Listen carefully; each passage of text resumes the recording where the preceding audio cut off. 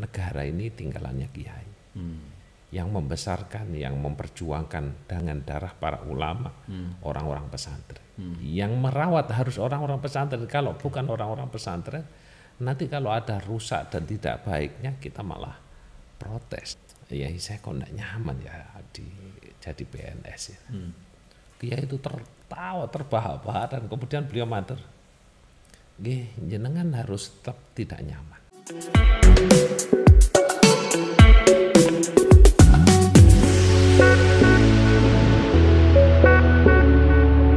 Assalamualaikum warahmatullahi wabarakatuh. Berjumpa lagi dengan saya Abdul Hamid, host Dunia Santri Podcast. Pada kesempatan malam hari ini kita dibersamai oleh Gus Ahmad Samton Masduki. Beliau seorang santri yang kebetulan jadi pegawai negeri. Assalamualaikum Gus. Waalaikumsalam. Sehat Gus? Alhamdulillah. Alhamdulillah. Maaf ya Gus, tengah malam kita mengganggu waktu istirahat jenengan. Oh iya Gus, ini jadi saya teringat jadi ada beberapa orang, bahkan ada beberapa ulama yang dalam tanda kutip kurang nyaman Gus ketika mempunyai profesi sebagai pegawai negeri gitu Gus. Katanya di dalam pegawai negeri itu kan gajinya kan gaji campur Gus, jadi dalam tanda kutip syubhat. Nah terus katanya kalau syubhat itu nanti kan mempengaruhi keberkahan kalau dalam dagingnya itu gimana itu Gus? Mohon pencerahannya Gus.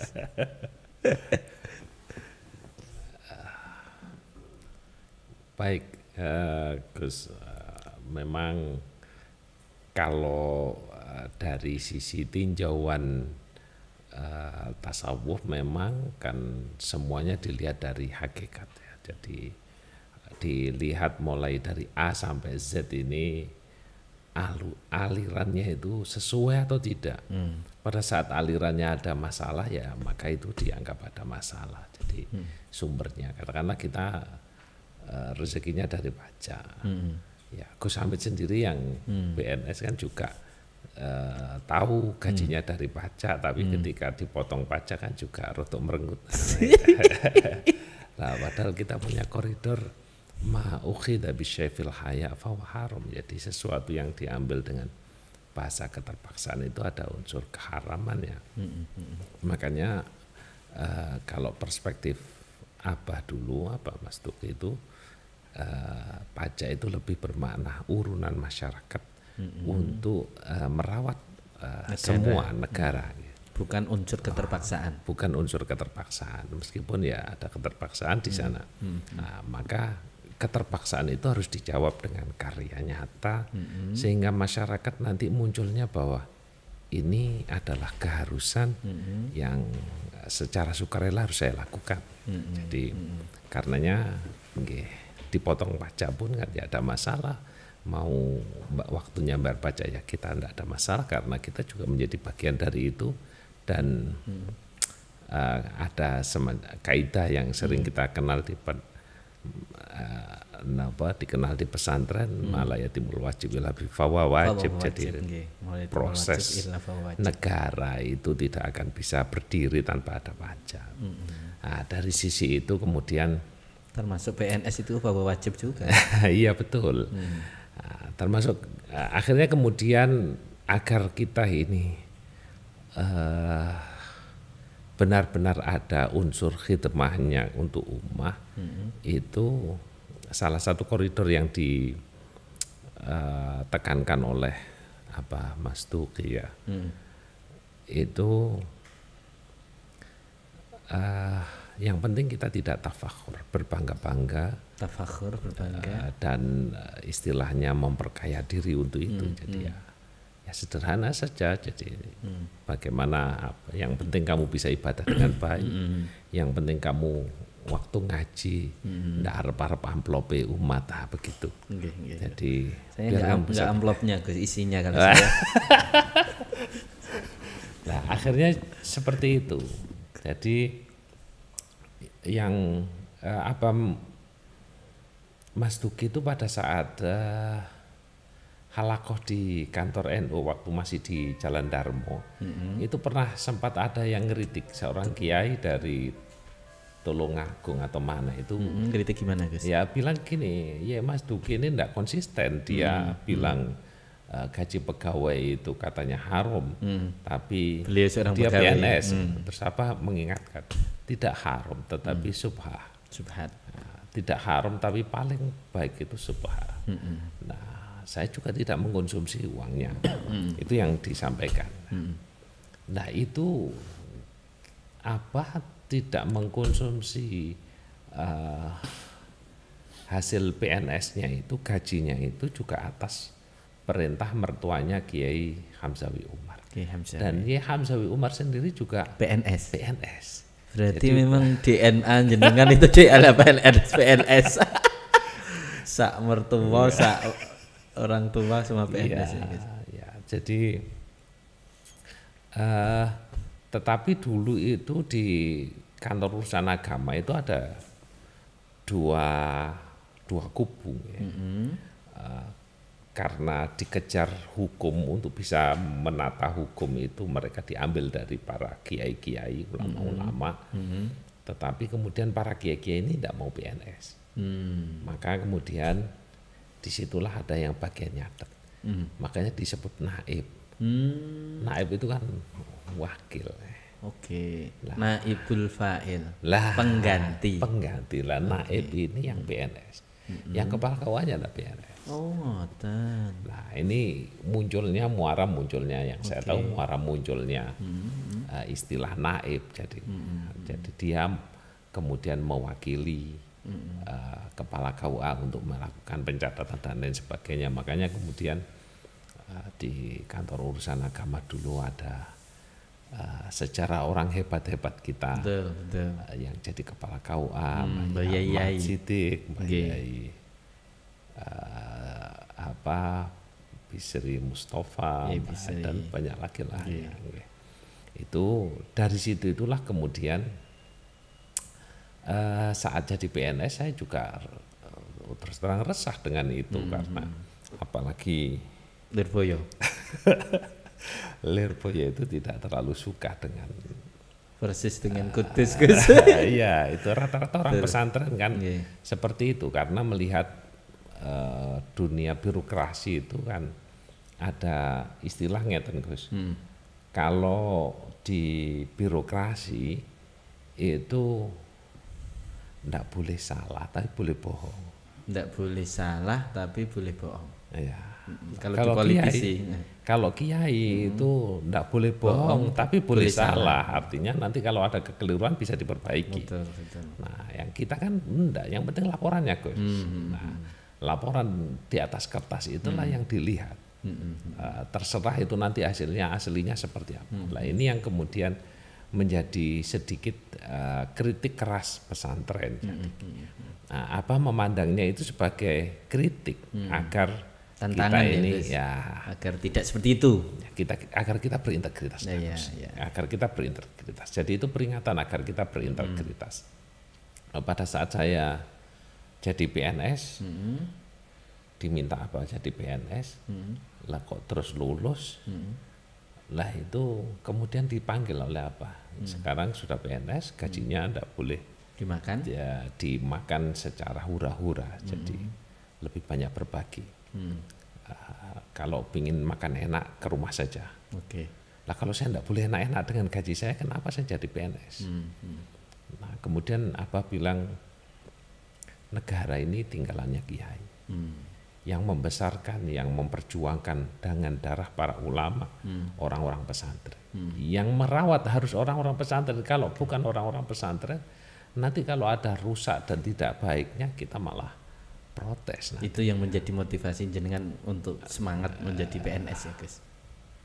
Semangat apa enggak ya? Jadi ya itulah yang membuat saya agak nyaman. Sebenarnya berkali-kali saya matur sama Abah. Ya dengan Abah yang seperti itu menghidupi kami ini sampai 6 apa 7, Gus? bersaudara? Bersembilan. Bersembilan ya Allah. Kan NU. Oh iya. Bintang 9. Jadi bintang semua ya putranya ya. Lah itu apa itu sampai pernah suatu hari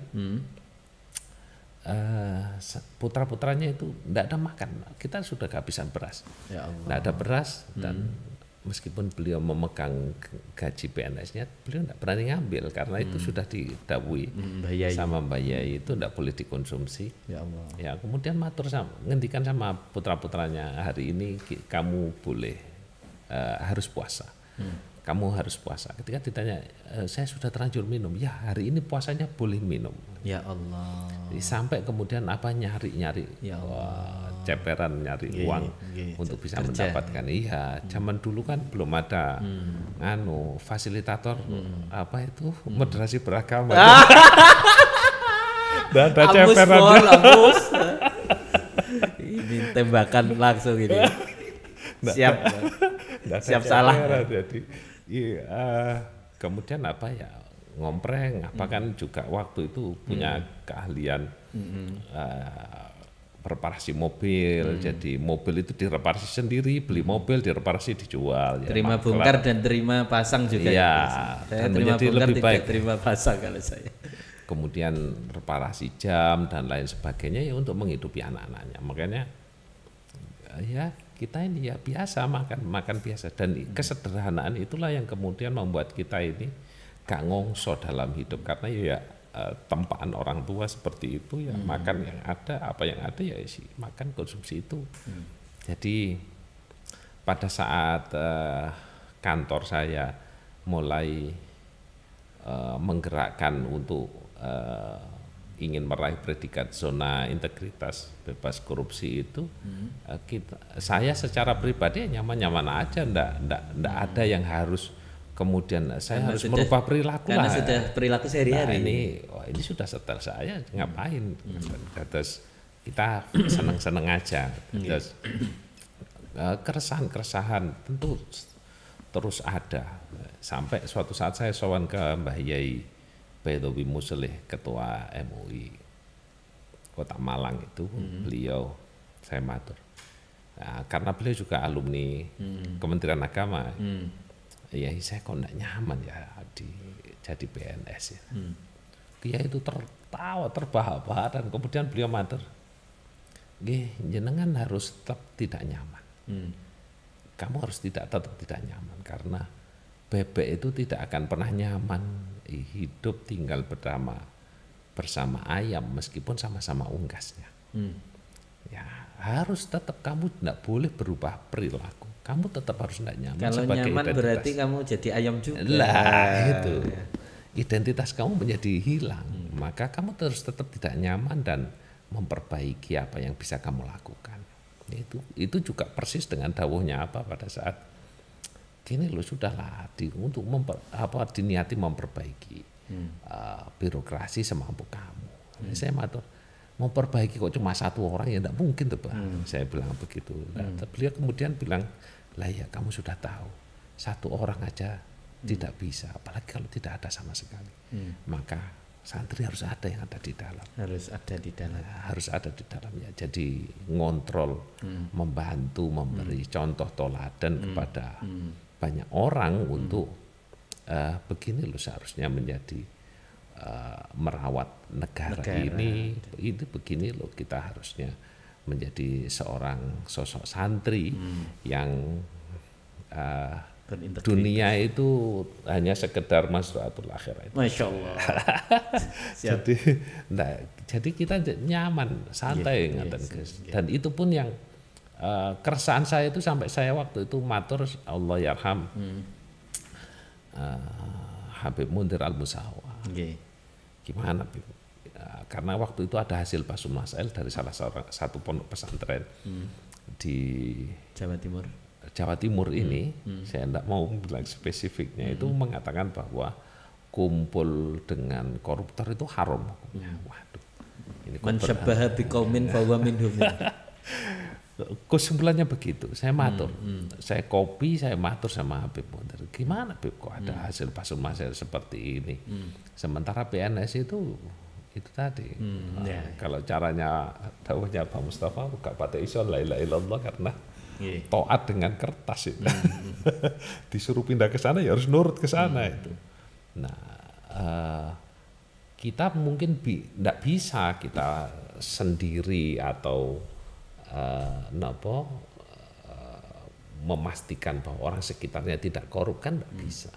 Tetapi kalau menjaga diri kita bisa, memberi contoh kita bisa. Ya. Kemudian Habib Muntir Malmasawa ngendikan, saya tidak setuju hasil Basul Masail itu. Kamu harus tetap di dalam dan kamu harus dakwah untuk lingkunganmu. Dan itulah yang kemudian menjadikan saya mantap untuk sampai sekarang ya guys. Ya sampai sekarang. Masya Allah.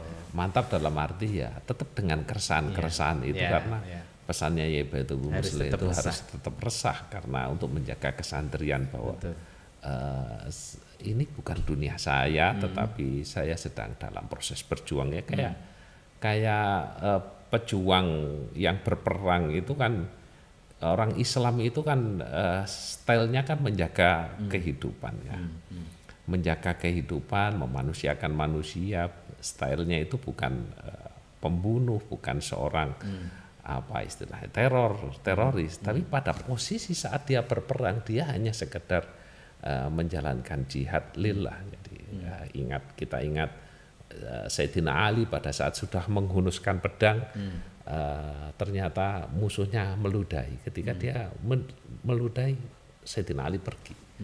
Ketika tanya, loh kamu kok enggak jadi membunuh saya, sudah saya ludahi lah itu. Awalnya saya ingin membunuh karena Allah, tetapi ketika kamu meludahi saya maka saya emosi, saya khawatir, saya membunuh karena nafsu saya. Artinya itu bentuk keresahan seorang PNS, seorang santri ya keresahan seorang pejuang, seorang yang membunuhnya itu ya lillah. Jadi bukan karena nafsu. Jadi bagaimana kemudian kita merawat negara ini lillah, bukan karena nafsu ini mau Gus. Berarti itu sejalan dengan kata-katanya Gus Bahak, satu tanda tangan lebih lebih utama daripada 1000 fatwa gitu ya bahasanya. Dan kita masuk dalam sistem tapi yang walaupun dengan keresahan tapi kita harus menjadi teladan yang baik. Menjadi teladan baik. Dadi yo dikon dadi murid Gus Hamid juga. Ampun. Saya itu teringat Gus, jadi Mbak Arwani Kudus itu punya amaliyah setiap Jumat itu beliau Jumatan itu dari satu masjid ke masjid yang lain, khususnya di Kabupaten Kudus. Jadi putra angkatnya Mbah Yai Arwani namanya Kiai Mansur itu Allah yarham almarhum, itu beliau pernah tanya, bukan sebagai khotib atau imam Gus, tapi hanya sebagai seorang makmum. Ketika ditanya sama Yai Mansur, Mbah, jenengan kan alim, al-mukri, al-lama, mursyid thariqah, kok jenengan masih dalam arti dakwah dari satu masjid ke masjid lain? Nah, itu apa motivasinya? Pernah ditanya. Jawaban Mbak Arwani, saya sebagai seorang mukri, sebagai seorang yang mengajari Al-Quran, saya mempunyai tanggung jawab dalam arti sosial terhadap bacaan-bacaan imam-imam di masjid di sekitar. Jadi beliau mempunyai walaupun beliau sudah ngajar dari satu murid ke murid lain, tapi tidak terus melepaskan. Beliau punya tanggung jawab untuk merawat, bahkan mengawal, mengetahui secara langsung bagaimana di kampung-kampung, di pelosok-pelosok bacaan-bacaan imamnya, tajwidnya, fasohahnya, gharibnya dan lain sebagainya. Itu Mbak Arwani punya sampai sekarang, dilanjutkan putra-putranya Gus Ulil Albab dan Gus Ulil Nuha itu seperti itu Gus. Termasuk apa ini? Nah, itu termasuk menginspirasi bapak saya sampai sekarang. Kalau Jumatan itu sampai naik turun gunung, pernah suatu saat mau ngimami itu kecelakaan, pernah tak tanya kenapa Bah seperti itu. Ya karena punya spirit, punya tabarukan Mbak Arwani. Yang kedua memang pengen ngecek bagaimana kondisi warga di daerah pegunungan dengan masih banyak yang belum sholat. Jadi bapak terkadang ya sedikit banyak ngajari fikih-fikih sederhana Safinatun Najah, bagaimana sholat dan seterusnya. Nah bapak saya yang seorang petani aja punya spirit dakwah yang seperti itu. Makanya saya membawa ruh itu Gus untuk ya berdakwah seperti jenengan pada kesempatan ini. Bagaimana kita, apalagi saya seorang PNS, saya didanai oleh pemerintah, punya tanggung jawab sosial untuk bagaimana menjaga agama dari Dari sisi saya sebagai seorang laras. ilmuwan akademik dan santri gitu Gus. Karena enggak solusi kita ingin mengkritik, katakanlah kita mengkritik birokrasi, hanya sekedar kritik. Kalau mereka yang dikritik tidak mau pedulikan, ya tidak akan ada perubahan apapun. Harus masuk sistem. Maka kita harus masuk sistem. Dan di sistem itulah kemudian kita berjuang, kita mewarnai. Bagaimana kita tetap menjaga. Jadi kalau dengan lihat di Instagram saya kadang-kadang ada ngaji jelang pulang. Itu beberapa kawan-kawan saya ajak ngaji, saya bacakan Kifayatul Adqiya, biar tidak terlalu kedonyan, karena beberapa ada semacam istilah jenengan kan gak pateo birokrasi nemen karena di kampus lebih banyak dunia belajar mengajarnya pada saat, tapi di akademik. Tetapi kalau di birokrasi murni kayak saya itu kan beda sedikit, yang kayak gini, PNS itu kalau enggak utang gak keren itu. Jadi semuanya berhutang, dan bahkan ada yang sampai min dan akhirnya kan mempengaruhi kinerja. Dan itu yang kemudian kita coba dampingi mereka, kita sampaikan apa yang kita kejar dari dunia ini. Apa sih, sampai dulu itu ada sampai karena ada istilah kalau pejabat saya harus punya mobil, itu meskipun mobil jelek-jelek, new itu beli. Jadi saya kadang-kadang tertawa, tapi ya itulah keindahan dunia. Jadi ini Gus Bahak kalau nggak pengen sengsara nggak usah yang pengen yang aneh-aneh gitu, dinikmati yang ada. Betul. Bahkan suatu saat itu Gus Bahak pernah dikasih uang oleh, bahasanya beli orang miskin, dikasih istrinya, suruh beli beras, biar kita tahu tidak boleh sombong dan kita makan dari berasnya orang miskin. Leras. Terus itulah yang kemudian harus kita salah satu orientasi dakwah kita di birokrasi, dan itu kan sangat match dengan zona integritas dan wilayah bebas korupsi itu, membangun bagaimana orang itu sederhana, dan kesederhanaan itu kan juga muncul dalam hadis Nabi yang tuba liman nopo bata hajan wa asbah ghosian, ada orang yang setiap malam dapat pahala haji, dan setiap pagi dapat pahala nopo berjuang jihad fisabilillah. Di antaranya kan rojulun masturun muta'afifun, itu iyalin koniin biqolili minad dunya itu. Jadi yang mempunyai keluarga yang ridho dengan sedikit harta. Dan kan doa Nabi pun kan juga permohonannya kafafan, bukan uang dana harta yang banyak, tetapi kafaf yang cukup. Ya, karena yang perlu kita ingat adalah dunia itu halaluhu hisabun haramu adzabun. Allahu Akbar. Ampun Gus. Kita itu. Nah ini semakin malam semakin berat. Jadi bagaimana kemudian kita menjaga itu? Karena kalau sudah bahasa hisab itu kan tidak ada yang menguntungkan. Ya, kita hanya berharap rahmati welasi pangeran itu aja. Selamat dari hisab. Jadi hisab yasiro yang kita minta itu kan tetap dihisab. Tetap dihisab, artinya kita permohonan lek iso gak ono, tapi kan kita masih taatuban dengan Allah, ya dihisab-hisab lah ya Allah, tapi yang yasir begitulah yang kita lakukan. Jadi kita mencoba kepada kawan-kawan semuanya untuk membangun kesederhanaan. Jadi sampai sepeda motor saya itu disembunyikan sama staf saya karena Astrea Grand tua, disembunyikan karena saya tidak mau ganti. Dia bilang, Gus saya ini staf jenengan bawa mobil berangkatnya, jenengan kok pakai sepeda motor jelek. Sebagai kepala ya, sebagai kepala-kepalaan Gus. Jenengan kok kok pakai gitu, saya malu. Tidak usah malu, saya ini tidak ada masalah. Dan ini nyaman buat saya. Sampai suatu saat sepeda motor saya bocor, dan kemudian kebetulan ada staf saya itu sepeda motor saya sudah pakai sepeda motor saya saja. Nah, ternyata sepeda motor saya tidak dikembalikan sampai sekarang. enggak, sudah dikembalikan. Ya, sudah. Dan dikembalikan sampai beli lagi karena kebetulan staf saya itu punya mokas Usaha. itu, sepeda motor bekas itu. Ini sepeda motornya enggak saya kembalikan kalau enggak beli baru. Ya, Akhirnya saya bilang, oke lah saya beli dagangan sampean, syaratnya jangan dibawa ke bank. Ya biar enggak kena itu tadi Gus, pelet. Iya. Jangan dibawa ke bank, utangnya cukup sama sampean, bayarnya kuat saya dan semampu saya.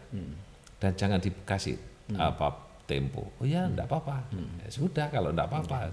Oke, jadi itu ya alhamdulillah 1 tahun selesai. Alhamdulillah. Jadi ya Allah akan membantu ketika kita menjaga agama Allah, intan surkumullah ya surkum. Itu ya, kalau kita menolong Allah dalam arti kita menjaga aturan-aturan yang dibuat Allah akan menolong kita itu.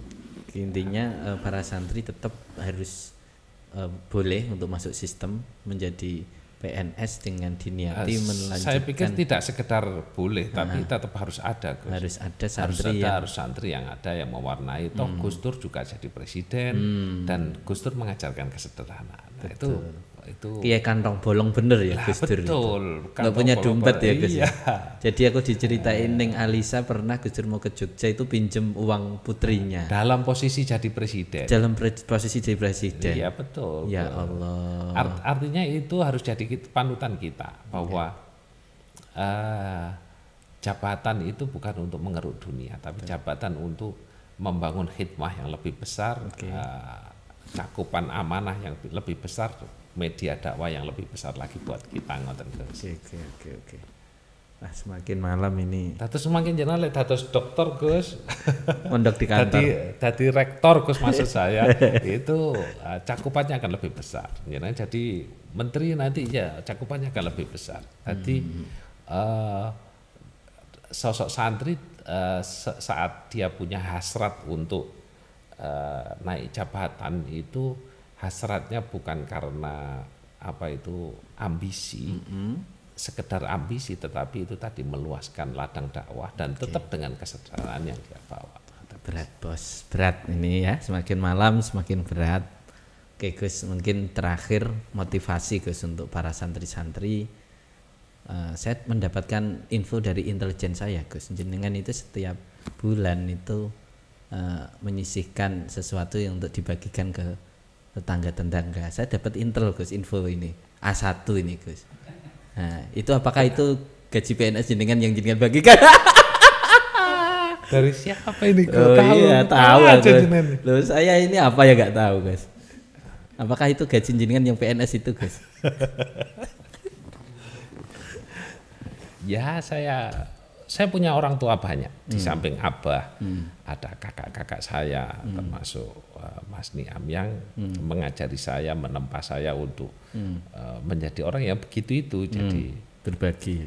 Abah itu dulu kalau setiap Ramadan itu masjid-masjid, takmir-takmir yang didatengin untuk dia ngajar ngaji, beliau ngajar ngaji itu mereka memberikan daftar fakir miskin yang harus disantuni dan apa yang menyantuni. Ya Allah. Ya dari itu. Jadi kadang-kadang kalau berseloroh ngene iki lho lek wong lillah itu kudune sing nyodakoi ngamplopi pendengarnya yang ikut ngaji, bukan yang diamplopi oleh jamaah. Masya Allah. Abot bos. Berat. Lah yang saya lebih kecil. Saya hanya berusaha membantu janda-janda yang ada di sekitar pondok untuk ya sekedarnya lah, belum bisa sebesar yang dilakukan oleh Abah. Jadi tapi itu marwah itu tetap harus dijaga karena untuk memastikan kita ini, katanya saya ingat tulisannya Gus Kausar itu. Jadi orang dipanggil Gus itu untuk mengingatkan bahwa bapakmu bisa ini, kamu bisa apa itu. Jadi itu tidak malu-maluin lah ya, intinya. tidak malu-maluin kayak Gus Hamid ini kan luar biasa. Mboten kula malu-maluin kalau santrine jenengan. Nggih, intinya spirit itu yang perlu kita jaga, tetap berbagi, tetap sederhana, tetap berkhidmah untuk negara, boleh menjadi PNS, diniati untuk melanjutkan perjuangan para kiai-kiai kita gitu nggih. Oke, terakhir Gus, mungkin ada pesan kesan terhadap teman-teman santri ini di Indonesia, bagaimana spirit dalam belajar, bagaimana spirit dalam berkhidmah untuk Indonesia. Santri itu yang diajar, yang dikaji adalah masalah ilmu batin, bagaimana kemudian ilmu batin itu menjadi moral utama kita untuk menjadi apa saja. Jadi DPR, jadi yang santri semuanya, tapi harus dengan tetap menjaga santrinya. Jadi bukan kemudian menjadi mantan santri, tapi tetaplah selamanya santri selamanya, ngaji selamanya, dan tetap menjaga apa yang dipelajari di pesantren, tetapi kemudian jabatan-jabatan yang diraih itu harus menjadi media untuk menyampaikan pesan moral dari Rasulullah Muhammad SAW. Mungkin di kemauan Gus. Terima kasih Gus Samton waktunya, dan mendapatkan banyak sekali ini pencerahan teman-teman. Demikian ngaji atau diskusi kita ya Gus ya pada kesempatan hari ini. Insya Allah kita lanjutkan besok-besok. Terima kasih teman-teman atas waktunya. Ikuti terus Dunia Santri Podcast yang akan datang. Saya Abdullah Hamid. Wa'alaikum warahmatullahi wabarakatuh. Assalamualaikum warahmatullahi wabarakatuh.